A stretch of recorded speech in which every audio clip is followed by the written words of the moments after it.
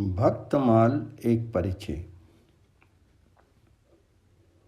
भगवान श्री कृष्ण के चरण कमलों की अविचल समृद्धि सारे पाप ताप तथा अमंगलों को नष्ट कर देती है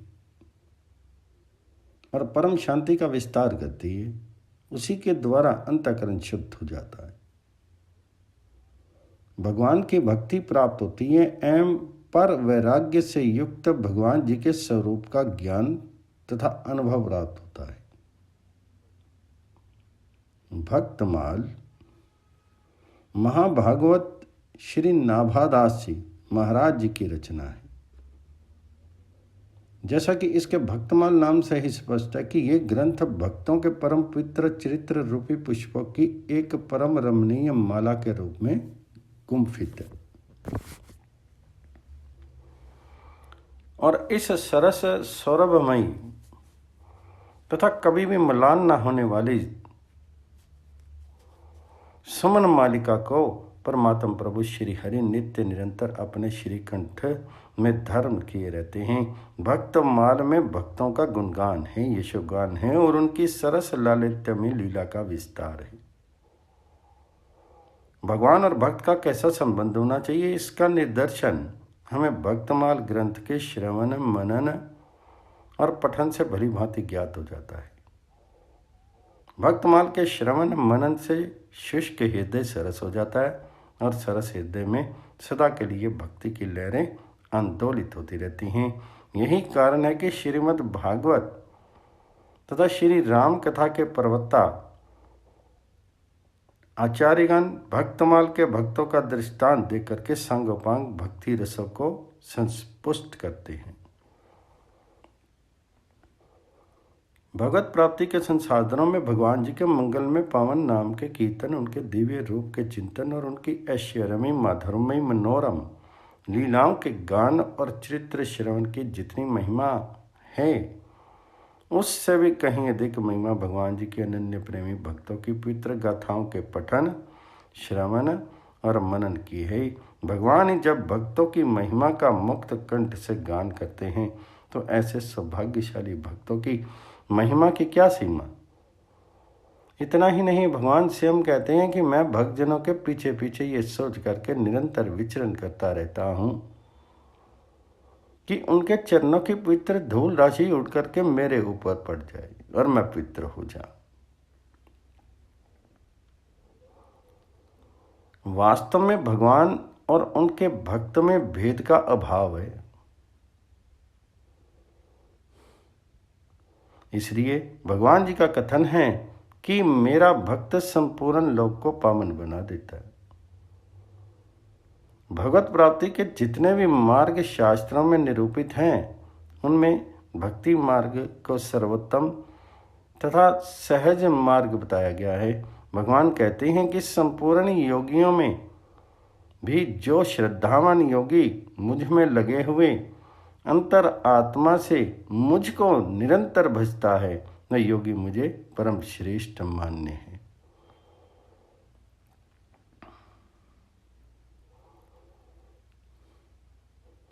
भक्तों और उनकी भक्ति का मार्ग सबके लिए कल्याणकारी है। भगवान जी के प्रिय भक्तों की पुनीत गाथाएं अनादिकाल से विश्व के इतिहास में गाई जा रही हैं और अनंत काल तक गाई जाती रहेंगी। ऐसे भक्तों का नाम स्मरण, उनके चरित्रों का मनन, उनके उपदेशों का पालन और उनकी भगवत प्रेम विषयक रहने करने का अनुसरण करने से अंतःकरण पवित्र हो जाता है और भगवत चरणारविंदों में सहजी अनुदिन वर्धमान अनुराग उत्पन्न हो जाता है। भक्त कथाएं सदा ही नवीन हैं, मंगल में हैं, कल्याण में हैं, सदा सेवनीय हैं और परम शांति प्रदान करने वाली हैं। भगवान में अनंत गुण हैं और उनके प्रेमी भक्तों में भी अपार गुण हैं। उन गुणों का जो चिंतन और स्मरण करता है, उस व्यक्ति को स्वाभाविक रूप से ये गुण प्राप्त हो जाते हैं। अपने जीवन को उज्जवल सद्गुणों से युक्त तथा भक्ति में बनाने के लिए भक्तों के चरित्र रूपी सुधा सिंधु में अवगाहन करना चाहिए। भगवत प्राप्ति के लिए साधन करने वालों को भक्तों के चरित्रों के पठन, श्रवण और मनन करने से बहुत लाभ होता है। भक्तों के चरित्र मन को आनंदित करते हैं और संसार में महान कष्ट से मुक्ति दिलाते हैं। जब से भगवान हैं तभी से उनके भक्त हैं, और जब से भगवान जी की कथा है तभी से भक्तों की कथा का शुभारंभ है। अकेले भगवान की कोई लीला भी बन नहीं सकती। भक्त भगवान जी के लीला सहचर हैं। इस प्रकार ये सिद्ध है कि जिस प्रकार भगवान और उसकी कथा अनादि हैं, उसी प्रकार भक्त और उनकी कथा भी अनादि है। भक्त और भगवान का नित्य सहचर्य है। ये बड़ी विलक्षण बात है कि स्वयं परमात्मा प्रभु जब शिव रूप धारण करते हैं तो ये राम रूप के भक्त बन जाते हैं, और कभी राम रूप में शिव की उपासना करने लगते हैं। एक ही प्रभु भक्त की भावना के अनुसार अपने रूपों में होकर के उनके इष्ट का रूप धारण करके परस्पर एक दूसरे के भक्त बन जाते हैं और एक दूसरे को वर भी प्रदान करते हैं। भगवान जी की ये लीला भक्त को आनंदित करने के लिए होती रहती है। यद्यपि वेदों, पुराणों आदि सत्य शास्त्रों में भक्त और भगवान जी के चरित्र बड़े ही मनोरम रूप में वर्णित हैं, और अनेक भक्त कवियों ने स्वतंत्र रूप से भी संस्कृत एवं भाषाओं में भक्तों के मनोरम चरित्र प्रस्तुत किए हैं, तथापि श्री नाभादास जी के भक्तमाल में जिन जिन भक्तों की कथा आई हैं वे बड़ी ही सरस, कल्याणकारिणी और मन को आनंदित करने वाली हैं। भक्तमाल सामान्य रचना नहीं है, अभी तो ये एक आशीर्वादमक ग्रंथ है। तपस्वी, सिद्ध एवं महान संत की अहित की कृपा और आशीर्वाद से इस ग्रंथ का प्राकट्य हुआ है, इसलिए इसकी इतनी महिमा है। भक्तमाल की प्राकट्य की रोचक कथा। भक्तमाल भक्ति साहित्य का अनूठा अनमोल रत्न है। इसकी यह विशेष बात है कि यह भक्तों को अति प्रिय होने के साथ ही भगवान जी को भी परम प्रिय है। संतों की तो यह भी धारणा है कि भगवान अपने नित्य धाम में भक्तमाल का सदा से अध्याय करते हैं। श्री भक्तमाल के प्रधान श्रोता भगवान ही हैं। जैसे भक्तों को भगवान जी का चरित्र अति प्रिय है, वैसे ही भगवान जी को भी भक्तों का चरित्र परम प्रिय है। सत्य तो यह कि भगवान अपने से अधिक भक्तों को आदर देते हैं।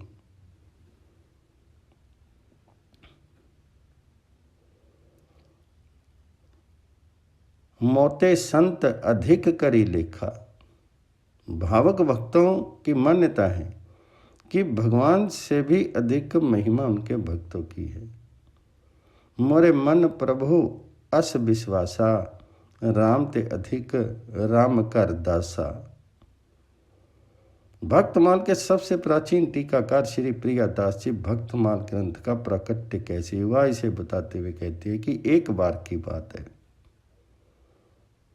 श्री नाभादास जी के पूज्य गुरुवार श्री अग्रदास जी महाराज भगवान श्री सीताराम जी की मानसी उपासना में लीन थे, और उनके शिष्य श्री नाभाजी धीरे धीरे उनको पंखा झल रहे थे।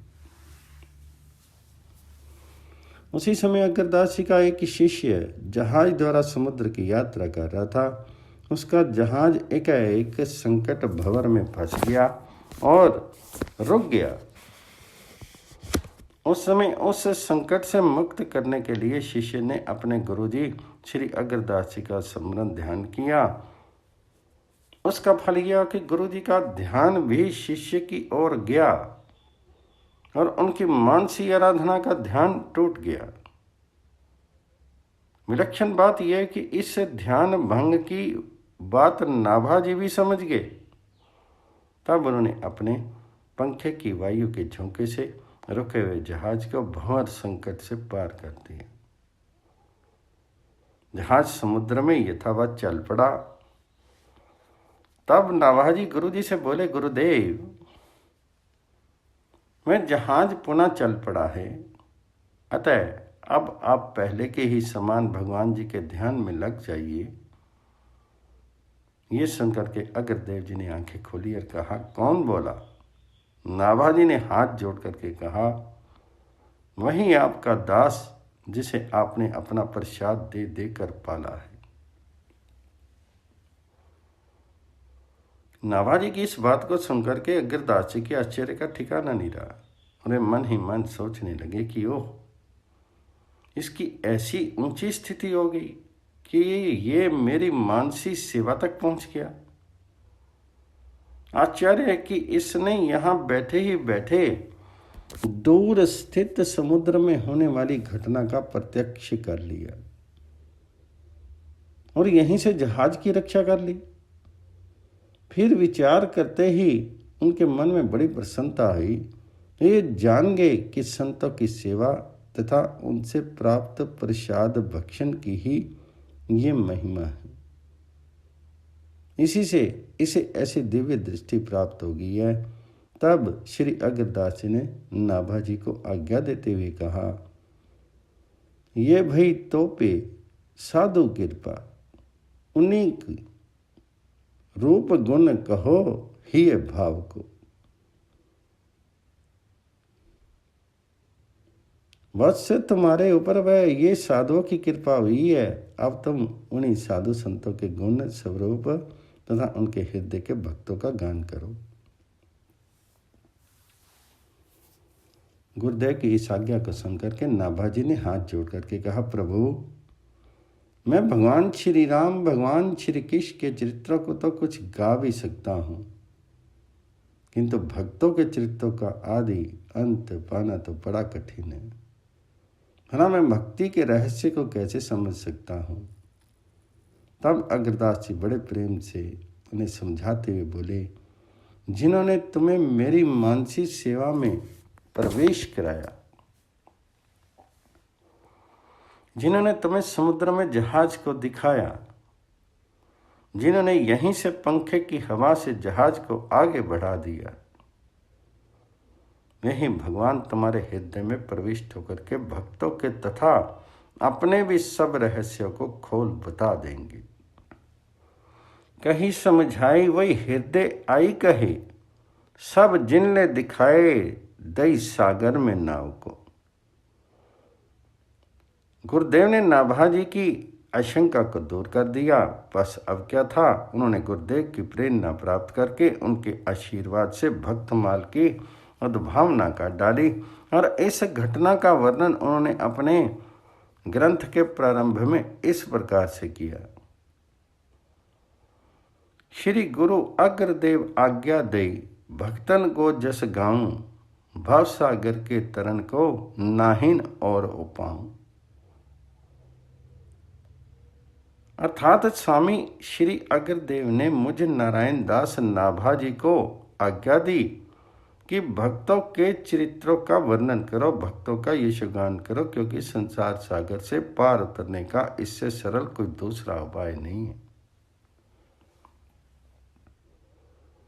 इस पद में श्री नाभाजी ने अपने श्री गुरुदेव का नाम निर्देश किया है और ग्रंथ रचना का हेतु बताया है। भक्त और भगवान में श्री अग्रदास जी ने केवल भक्तों के यशोगान की आज्ञा दी, कारण कि भक्त में भक्ति, भगवान और गुरुदेव सबका भाव निहित रहता है। श्री नाभादास जी ने भक्तमाल ग्रंथ का प्रारंभ मंगला आचरण के रूप में निम्न दोहे से किया है। भक्त भक्ति भगवंत गुरु, चतुर नाम बपु एक, इनके पद बंधन किए नासत विघन अनेक।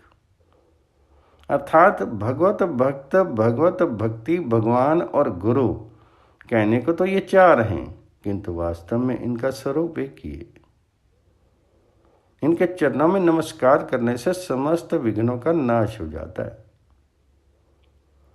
मंगल चरण का ये दोहा ही भक्तमाल ग्रंथ का सर्व ससार है और इसी दोहे की भीति पर भक्तमाल रूपी ग्रंथ स्थित है। जैसे गाय के थन देखने में 4 हैं, लेकिन चारों के अंदर एक ही समान दूध भरा रहता है, वैसे ही भक्त, भक्ति, भगवान और गुरु, ये चारों अलग अलग दिखाई देने पर भी श्रद्धा सर्वथा अभिन्न हैं। चारों में से एक से प्रेम हो जाने पर तीनों सता प्राप्त हो जाते हैं। इस दोहे में भक्त शब्द का प्रारंभ में प्रयोग होने से भक्तमाल में भक्त की प्रधानता नाभादास जी ने दिखाई है।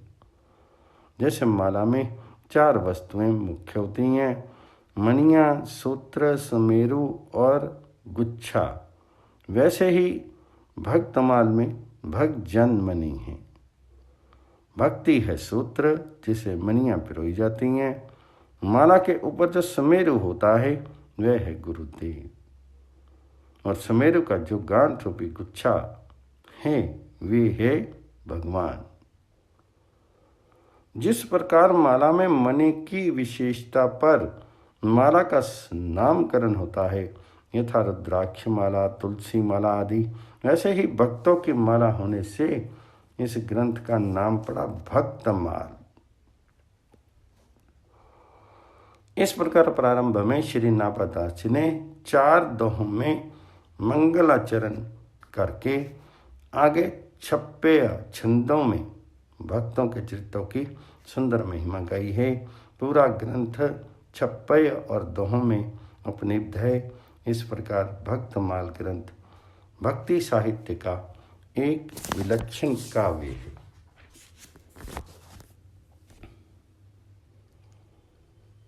नाभादास जी कहते हैं कि भगवत भक्तों के गुण और चरित्र का वर्णन करने से इस संसार में कीर्ति और सभी प्रकार के कल्याणों की प्राप्ति होती है। आधिभौतिक, अधिदेविक, आध्यात्मिक तीनों पापों का नाश होता है तथा हृदय में अटल रूप से भगवान जी का वास हो जाता है।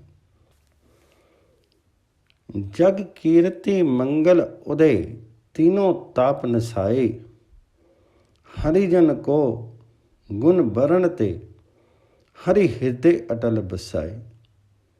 पुनः मैं जीवों को सावधान करते हुए कहते हैं, यदि भगवान को प्राप्त करने की आशा है तो भक्तों के गुणों को गाइए, निसंदेह भगवत प्राप्ति हो जाएगी। नहीं तो जन्म जन्मांतरों में किए गए अनेक पुण्य भुने हुए बीज की तरह बेकार हो जाएंगे।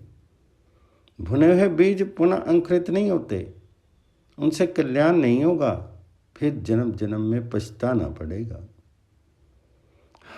जो हरि प्राप्ति की आस है तो हरिजन गुण गाओ, नत्रु सुकृत भुंजे बीज ज्यों जन्म जन्म पछिताए। नाभादास जी बताते हैं कि जो भक्तों के चरित्र को गाता है, श्रवण करता है तथा उसका अनुमोदन करता है, वे भगवान में को पुत्र के समान प्रिय है, उसे भगवान अपनी गोद में बिठा लेते। सो प्रभु प्यारो पुत्र ज्यों बैठे हरि की गोद। इस प्रकार भक्तों की महिमा को समझाते हुए नाभादास जी ने जब भक्तों के चरित्र का वर्णन करना प्रारंभ किया तो मंगलाचरण के बाद सर्वप्रथम पहले 56 में भगवान जी के 24 अवतारों का इस प्रकार वर्णन किया। जय जय मीन बरा कमठ नर हरि बलि बावन, परशुराम रघुबीर कृष्ण कीर्ति जग पावन। बुद्ध कलकी व्यास पृथु हरि हंस मनवंतर, यज्ञ ऋषभ है ग्रीव ध्रुव बर देव धनवंतर। बद्रीपति दत्त कपिल देव सनक आदि कर ना करो, 24 रूप लीलार रुचिर श्री अग्रदास और पद धरो। इसी प्रकार अगले 56 में उन्होंने भगवान जी के श्री चरणों के चिन्हों की वंदना की है और प्रार्थना की कि रघुपति के ये चरण चिन्ह भक्तों के लिए मंगलकारी और सदा सहायता करने वाले हों। अंकुश अंबर कुलिस कमल, जब ध्वजा देनु पद, शंख चक्र स्वस्तिक, जम्बू फल कलश, सुधाहरद अर्धचंद्र षटकोण मीन बिंदु उरुध्रेखा अष्टकोण त्रैकोण इंद्रधनु पुरुष विशेष सीतापति पद नित बसत एते मंगलदायका चरण चिन्ह रघुबीर के संतन सदा सहायका। अगले छप्पे में जिन द्वादशीय महाभागवत भक्तों का स्मरण किया गया है उनके नाम इस प्रकार हैं। श्री ब्रह्मा जी, देव ऋषि नारद जी, शंकर जी, श्री सनक आदि, श्री कपिल देव जी, श्री शंभु मनु जी, श्री प्रहलाद जी, श्री विधेयराज जनक जी, श्री भीष्म पितामह जी, श्री बलि जी, श्री सुखदेव जी तथा श्री धर्मराज जी। इसके बाद के छप्पे में भगवान नारायण के विश्वक्सेन, जय, विजय, प्रबल, बल, नंद, सुनंद, सुभद्र आदि 16 पार्षदों का उल्लेख हुआ है। तदनंतर जिन भक्तों का उल्लेख हुआ है उन्हें नाभाजी ने हरिवल्लभ का नाम दिया है और उनके अंतर्गत लक्ष्मी, गरुड़, सुनंद, हनुमान, जामंत, सुग्रीव व भीषण, जटायु, ध्रुव, अम्बरीश, विदुर, अक्रूर, सुदामा, चंद्रहास, चित्रकेतु, राजगृह, पांडव, कुंती तथा द्रौपदी आदि का स्मरण किया है।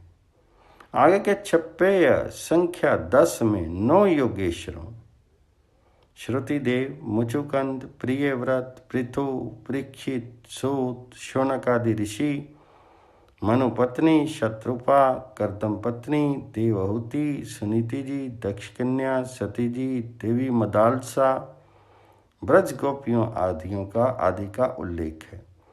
पुनः आगे के छप्पयों में 27 छप्पे तक प्राचीन बरही, सत्यव्रत, रहुगन, सगर, भगीरथ, महिषी वाल्मीकि, रुक्मंगद, हरिश्चंद्र, भरत, दधीची, सुधन्वा, शिवी, बलिपत्नी विंध्यावली, मोरध्वज, अलर्क, इक्ष्वाकु, गाधी, रघु, शधन्वा, रंतिदेव, मंदाता, निमि, भरद्वाज, याति, दिलीप, याज्ञवल्क्य, नवदा भक्ति के आचार्य, 18 पुराण, स्मृतियों के प्रवर्तक मनु, अत्रि, हारित, याज्ञवल्क्य, गौतम, वशिष्ठ, दक्ष, क्रतु तथा पराशर आदि ऋषि महर्षियों, भगवान श्री राम के सचिवों तथा श्री राम के सहचर वर्ग, नंद आदि 9 नंदों, ब्रजवासी गणों, भगवान कृष्ण के रक्तक, पत्रक, मधुकंठ आदि 16 सखाओं, सप्तद्वीप के भक्तों,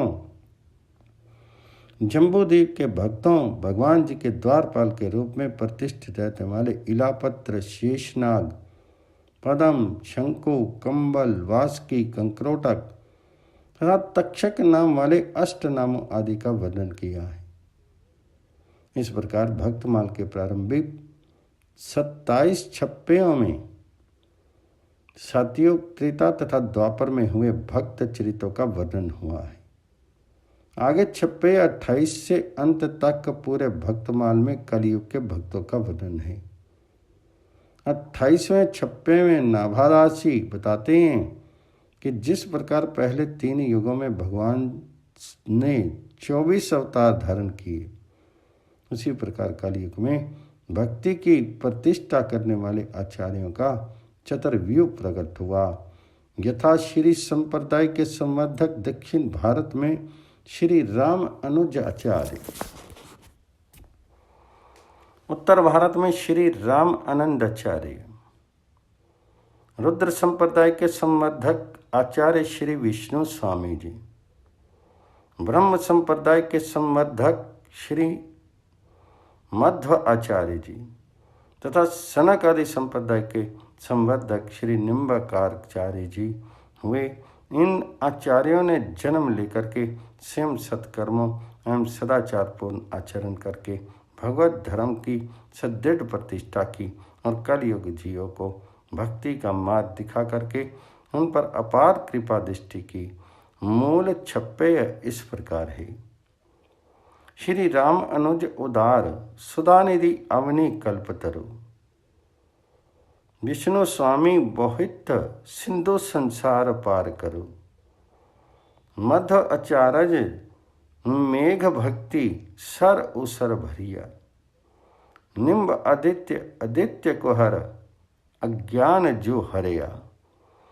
जन्म कर्म भागवत धर्म संप्रदाय थापी अघट। 24 प्रथम हरि बपु धरे त्यों चतुर्युग कलयुग प्रगट। आगे के छप्पों में इन संप्रदायों के आचार्यों का तथा उनकी शिष्य पर शिष्य परंपरा और उनके द्वारा बताए गए उपदेशों का वर्णन है। तदनंतर श्रुति प्रज्ञ श्रुतदेव लालाचार्य भावानंद अनंतानंद रंगजी वेदहारी श्री कृष्णदास किलही देव अग्रदास शंकराचार्य नामदेव जयदेव बिलोमंगन ज्ञानदेव कुलशेखर कर्माबाई जयमल श्रीधर स्वामी साक्षी गोपाल भक्त रैदास कबीरदास बीपा धन्ना सुखानंद नर हरियानंद नित्यानंद चैतन्य महाप्रभु सूरदास केशव भट्ट विठलनाथ नारायण भट्ट रूप सनातन हित हरिवंश गोस्वामी स्वामी हरिदास जीव गोस्वामी सदन कसाई रांका बांका कुंभनदास विद्यावती नंददास मीराबाई गोस्वामी तुलसीदास नारायण दास छीत स्वामी मधुकरिया भक्त करमैती बाई मधुसूदन सरस्वती लक्ष्मण भट्ट गोविंददास भक्तमाली श्री हरिदास तथा श्री लालमती आदि अनेकों भक्तों की नामावली और उनके मंगल में पावन चरित्र का स्मरण किया गया है। भक्तमाल के चरित्र अत्यंत रोचक तथा भगवत भक्ति से भरे हुए हैं। उसमें वर्णित तथा प्रिय दास जी के द्वारा विवेचित एक भक्त करमैती बाई का पावन चरित्र दृष्टांत के रूप में यहाँ प्रस्तुत है। पंडित परशुराम जी जयपुर के अंतर्गत खंडेला के शेखावत सरदार के राजपुरोहित थे। इनकी पुत्री करमैती का मन बचपन से ही भगवान जी में लग गया था। यह बालिका निरंतर श्री कृष्ण का ध्यान तथा नाम जप किया करती थी। कभी वह हाँ नाथ कह करके क्रंदन करती, कभी कीर्तन करते हुए नाचने लगती, कभी हंसते हंसते लोटपोट हो जाती। नन्ही सी बच्ची के भगवत प्रेम को देख करके घर के लोग प्रसन्न हुआ करते थे। करमैती की इच्छा विवाह करने की नहीं थी, परंतु लज्जावश वह कुछ कह नहीं सकी। पिता ने उसका विवाह कर दिया। लेकिन जब ससुराल वाले उसे लेने आए तब वह व्याकुल होठ थी। जो शेर श्याम सुंदर का हो चुका, उसे दूसरे के अधिकार में कैसे दिया जा सकता है। उसने अपने प्रभु से प्रार्थना की और जो कातर होकर के उन श्री वृंदावन चंद्र को पुकारता है उसे अवश्य मार्ग मिल जाता है। करमैती को भी एक उपाय सूझ आया। आधी रात को जबकि सब लोग सो रहे थे, वह अकेली बालिका चुपचाप घर से निकल पड़ी और वृंदावन के लिए चल पड़ी। सवेरे घर में करमैती के न मिलने पर हलचल मच गई। परशुराम पंडित जानते थे कि उनकी पुत्री कितनी पवित्र है, किंतु लोकलाज के भय से अपने यजमान राजा के पास गए। राजा ने अपने पुरोहित को सहायता के लिए चारों ओर घुड़सवार भेजे कि वे करमैती को ढूंढ लावें। करमैती दौड़ी चली जा रही थी। रात्रि भर में कितनी दूर निकल गई सो से पता ही नहीं। सेरा होने पर भी वह भागी ही जा रही थी कि उसने घोड़ों की टाप का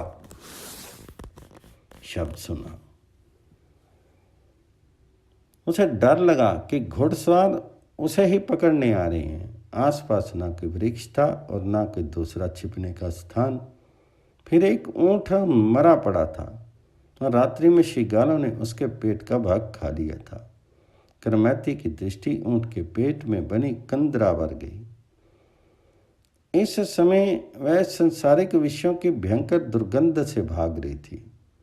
मरे ऊंट के शीर से निकलने वाली गंध उसे विषयों की दुर्गंध के सामने तुच्छ जान पड़ी।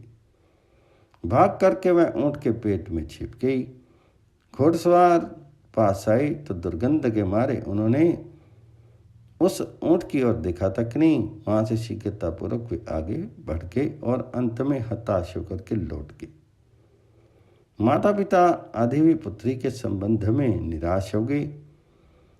जिसकी कृपा से विष अमृत हो जाता है, अग्नि शीतल हो जाती है, उसी की कृपा वर्षा करमैती पर हो रही थी। ऊंट के शीर में वह भूखी प्यासी 3 दिन छिपी रही। उस सड़े ऊंट के शीर की गंध उसके लिए सुगंध में बदल गई। चौथे दिन वह वहां से निकली। मार्ग उसका जाना हुआ नहीं था, किंतु जो सबका एकमात्र मार्गदर्शक है, उसकी ओर जाने वाले को मार्ग नहीं ढूंढना पड़ता, मार्ग ही उसे ढूंढ लेता है। करमैती को साथ मिल गया और वह वृंदावन पहुंच गई। वहां पहुंच करके मानो वह आनंद के समुद्र में मग्न होगी। जब परशुराम पंडित को अपनी पुत्री का कहीं पता नहीं लगा तब वह वृंदावन आए। लेकिन भला वृंदावन में करमैती को जानता पहचानता कौन था कि पता लगता। एक दिन वृक्ष पर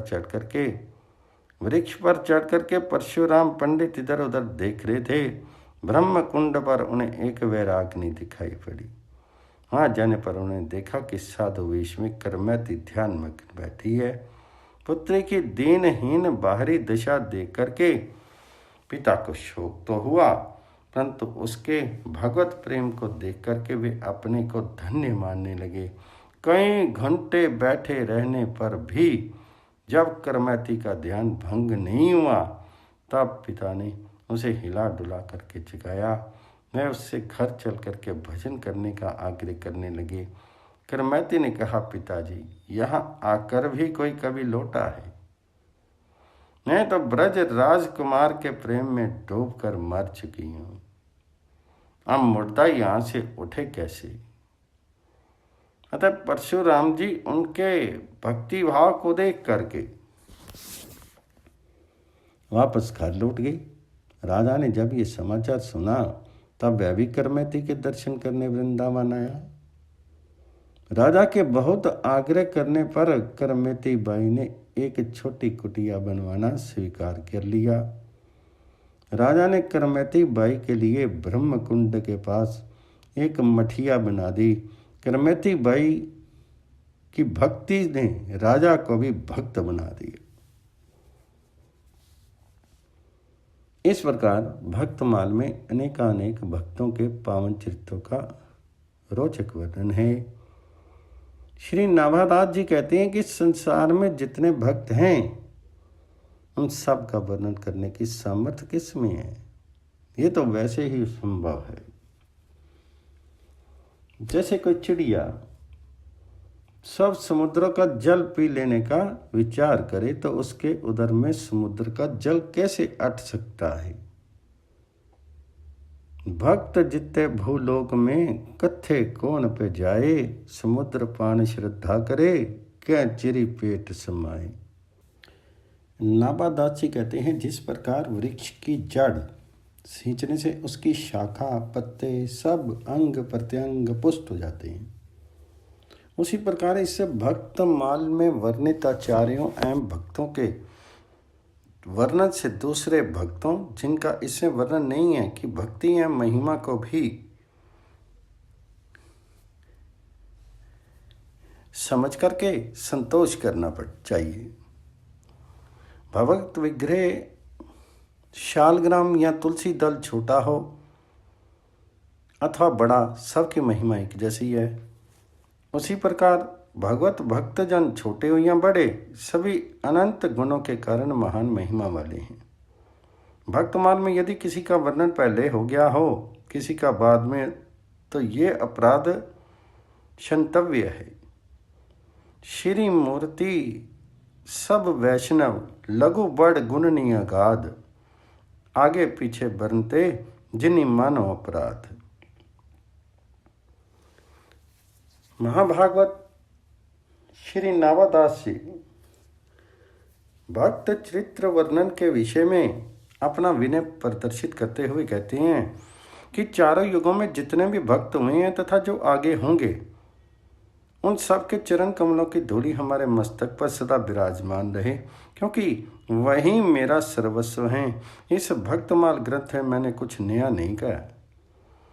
पूर्व में महर्षि वाल्मीकि, व्यास जी, श्री सुखदेव जी प्रभृति जिन जिन महानुभावों ने भक्तों तथा भक्त चरित्रों का वर्णन किया है, उन्हीं का उच्छिष्ट पा करके मैंने अपनी तुच्छ बुद्धि के अनुसार भक्तमाल की रचना की है। फसल कटने के बाद खेत में अनाज के जो दाने पड़े रह जाते हैं, जैसे उन्हें कोई बीनता हो, मेरा वह प्रयास भी वैसा ही है। इस भक्तमाल की रचना में पूर्ववर्ती महान भावों का मैंने आश्रय लिए, मेरा इसमें कुछ भी नहीं। ग्रंथ के उपसंहार में श्री नावादास जी कहते हैं, किसी को योग का भरोसा है, किसी को यज्ञ का, किसी को कुल का और किसी को अपने सत्कर्मों का, किंतु मुझ नारायण नाभादास की तो केवल यही अभिलाषा है कि गुरुदेव की कृपा से भक्तों की ये माला मेरे हृदय देश में सदा विराजमान रही। काहू के बल जोग यज्ञ कुल करने को आस, भक्त नाम माला अगर बसो नारायण दास।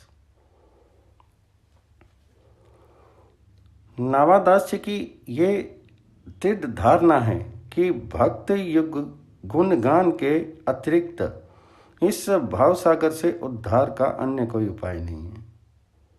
भाव सागर के तरण को नाहिन और उपाय। इस प्रकार आद्योपांत संपूर्ण भक्तमाल ग्रंथ भक्तों की महिमा, उनके पवित्र नामों के स्मरण तथा उनकी मंगलमय लीला कथाओं के प्रतिपादन में परिवसित है। ये किसी संप्रदाय परंपरा या का प्रवर्तक ग्रंथ नहीं है। इसमें सभी संप्रदायों के भक्तों की महिमा का प्रतिपादन हुआ है। भक्त शब्द अत्यंत व्यापक है। राम, कृष्ण, शिव, सूर्य, दुर्गा, गणेश सभी के उपासक भक्त भी कहलाते हैं। भक्तमाल की शैली पद्यात्मक होने से बड़ी ही सुंदर तथा गेय है। भक्तों तथा संतों के समाज में इसका बड़ा ही आदर है और वैष्णव समाज का तो ये कंठहार ही है। अनेक संतों को ये संपूर्ण भक्तमाल कंठ है तथा यत्र तत्र इनकी कथाओं का गायन होता रहता है।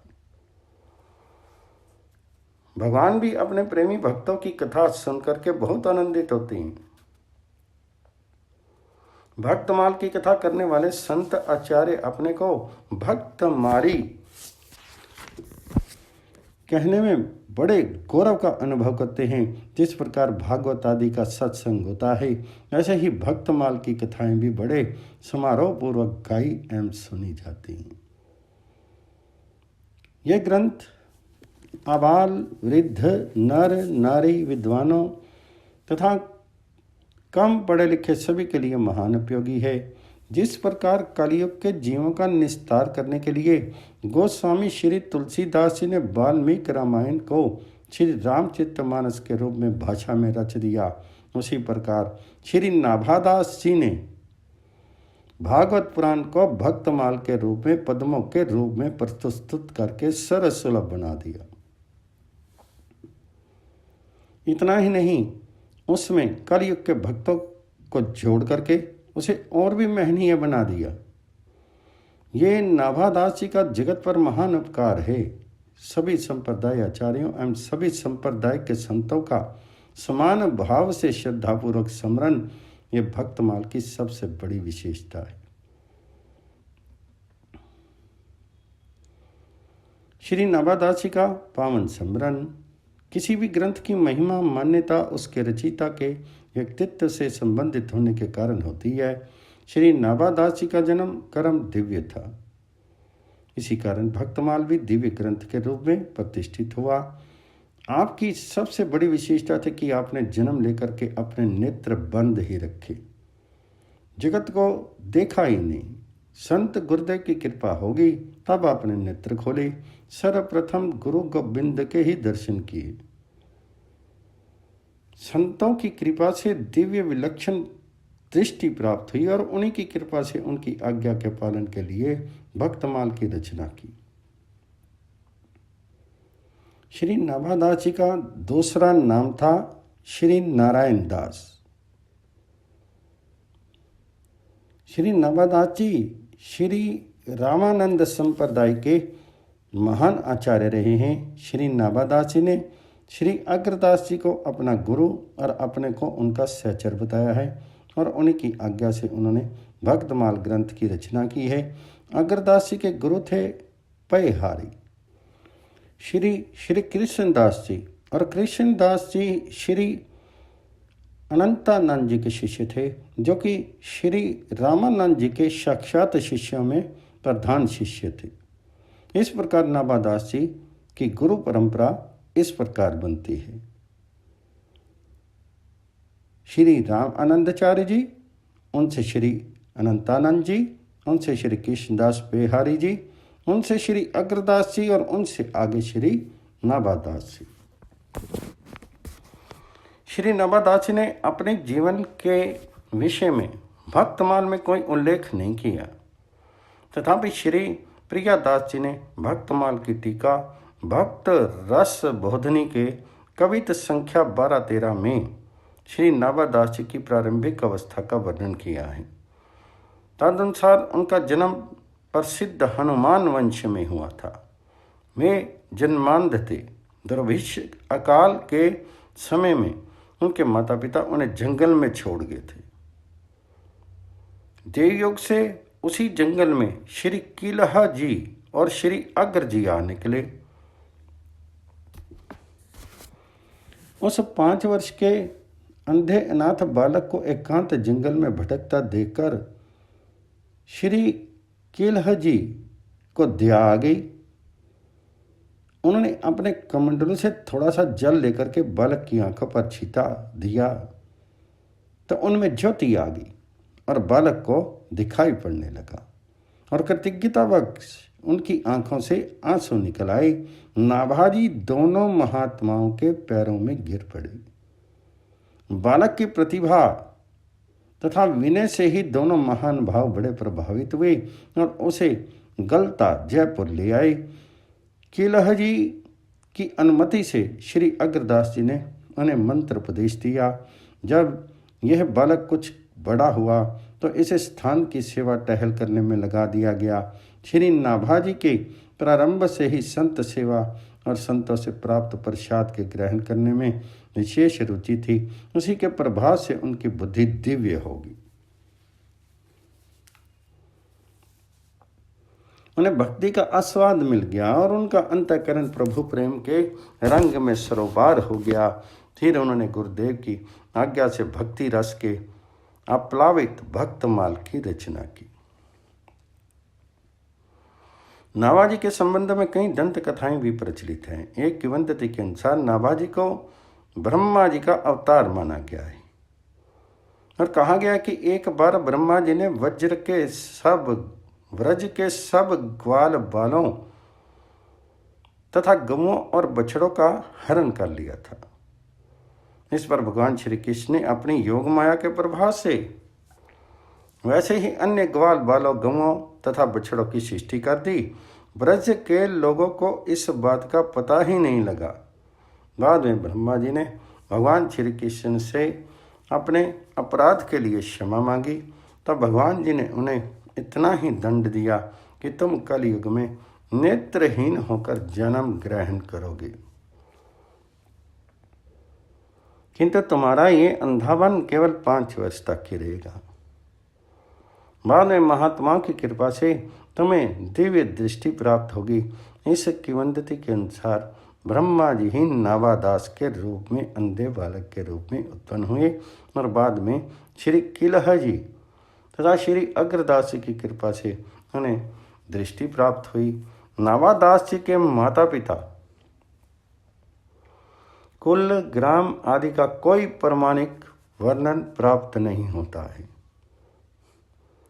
उनके दीक्षा गुरु स्वामी श्री अग्रदास जी थे और प्रायः सभी ऐसा मानते हैं कि श्री नावादास जी का संबंध जयपुर गलता गद्दी से था और इनका समय विक्रमी संवत 17वीं के आसपास का है। भक्तमाल की टीका। नावादास जी के भक्तमाल से पूर्व भक्त महिमा संबंधी कथाओं का प्रचार अत्यंत प्राचीन काल से संस्कृत तथा अन्य भाषाओं में होता आया है तथा भक्तमाल के बाद भी अनेक भक्तमाल रचे गए, किंतु नावादास जी के भक्तमाल की जैसी प्रतिष्ठा हुई वैसा स्थान किसी ग्रंथ को प्राप्त नहीं हो सका। इसी कारण भक्तमाल की रचना के बाद इस पर अनेक टीकाएं तथा टिप्पणियां लिखी जाने लगी। गद्यात्मक अथवा छंदोबद्ध शैली में बहुत सी टीकाएं लिखी गई, किंतु उनमें से सन 1769 में लिखी गई श्री प्रियादास जी की टीका का सर्वाधिक प्रचार हुआ। श्री प्रियादास जी ने अपने टीका का नाम रखा भक्ति रस बोधनी।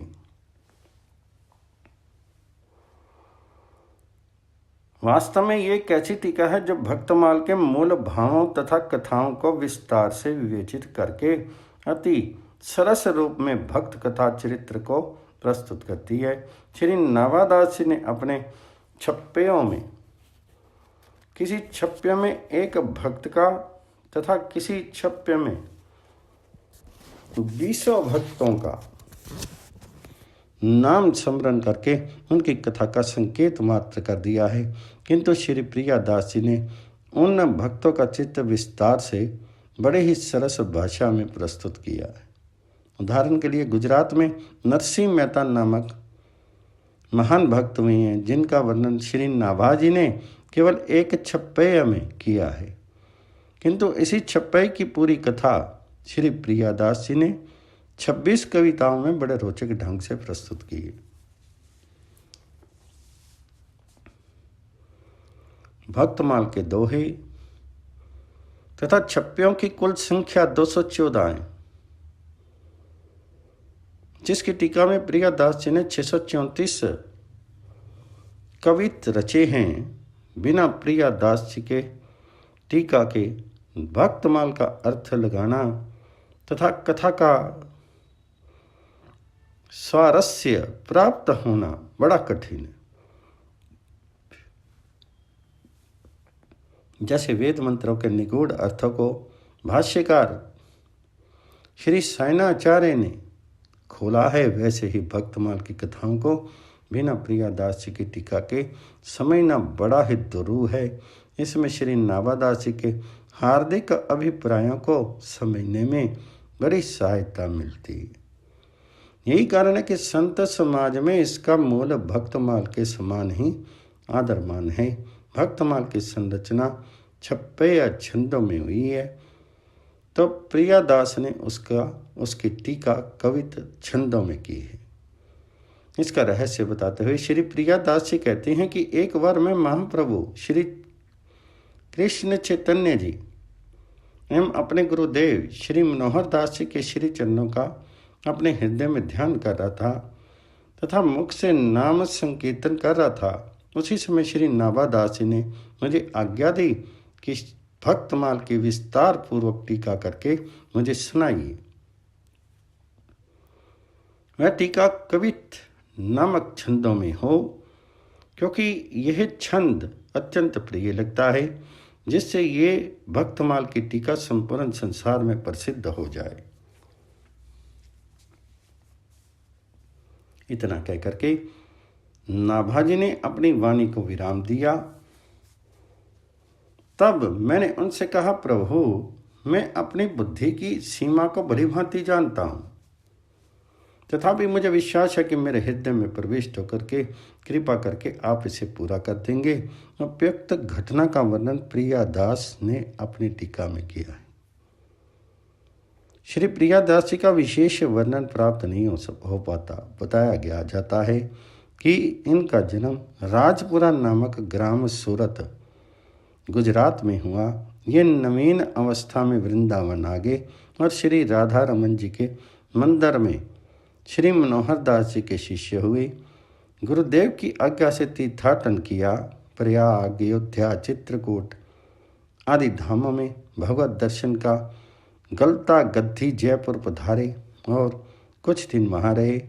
यहीं पर मानसी सेवा के समय श्री नाभादास जी ने दर्शन देकर के भक्तमाल की छंदोबद्ध टीका लिखने की आज्ञा दी। उनकी टीका भक्त रस बोधनी के 3 कविताओं 630, 631, 633 के आधार पर पता चलता है कि वे चैतन्य संप्रदाय के अनुयायी थे और उनके गुरु महाराज का नाम था श्री मनोहर दास जी। उन्होंने संवत 1769 फागुन कृष्ण पक्ष सप्तमी को श्री वृंदावन धाम में भक्तमाल की टीका पूर्ण की।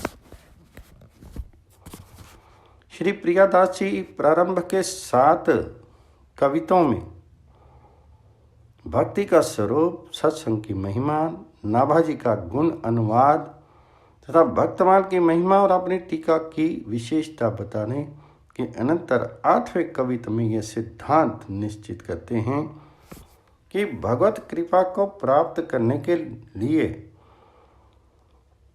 जिन गुणों की आवश्यकता है वे गुण व योग्यता भक्तों के चरित्र को सुनने में से ही आती है, क्योंकि अन्य साधनों में साधना का अभिमान आने की संभावना रहती है, परंतु भक्त चरित्र श्रवण से विनय, दैन्य एवं शरणागत होने का भाव पैदा होता है।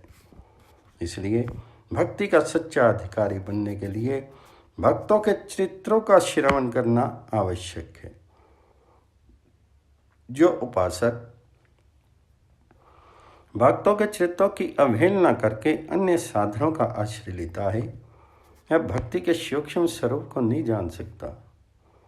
बिना भक्तमाल के श्रवण किए भक्ति का स्वरूप बहुत ही दूर है।